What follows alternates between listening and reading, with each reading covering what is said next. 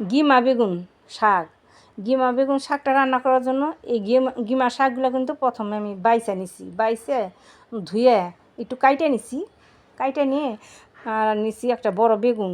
বেগুনটা একদম আমি কাইটে ধুয়ে হলুদ লবণ মাখিয়ে রাখছি। প্রথমে বেগুনটা ভাইজা তুলে নিছি, তারপর তেলে ফোড়ন দিয়ে দিছি আমি কালো জিরা, শুকনা লঙ্কা দিয়ে গিমা শাকগুলো কিন্তু দিয়ে দিলাম, দিয়ে ভালো করে কষিয়ে নিছি।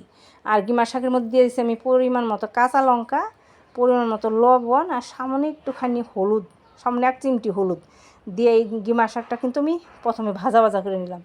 আর বেগুনটা কিন্তু ভাইজে আমি তুলে নিছি আগেই।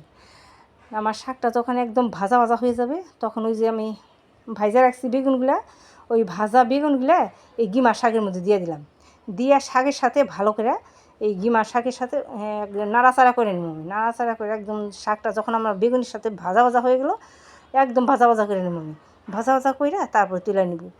আমার এই গিমা বেগুন শাক ভাজার রেসিপিটা যদি ভালো লেগে থাকে বেশি সাবস্ক্রাইব করে আমার ভিডিওতে একটা লাইক করবেন। আর এরকম গিমা বেগুন শাক ভাইজে গরম গরম ভাতের সাথে খেয়ে দেখবেন, দেখবেন খেতে অনেক ভালো লাগে গিমা বেগুন শাকটা।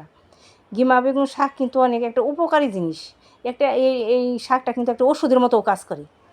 এই শাক কিন্তু খেতে অনেক ভালো লাগে, গরম গরম ভাতের সাথে খেয়ে দেখবেন এই শাকটা, দেখবেন খেতে কত ভালো লাগে। আর গন্ধটা কিন্তু খুব সুন্দর বের হয়। বেগুন দিয়ে ভেজে খেয়ে দেখবেন, দেখবেন কত ভালো লাগে খেতে।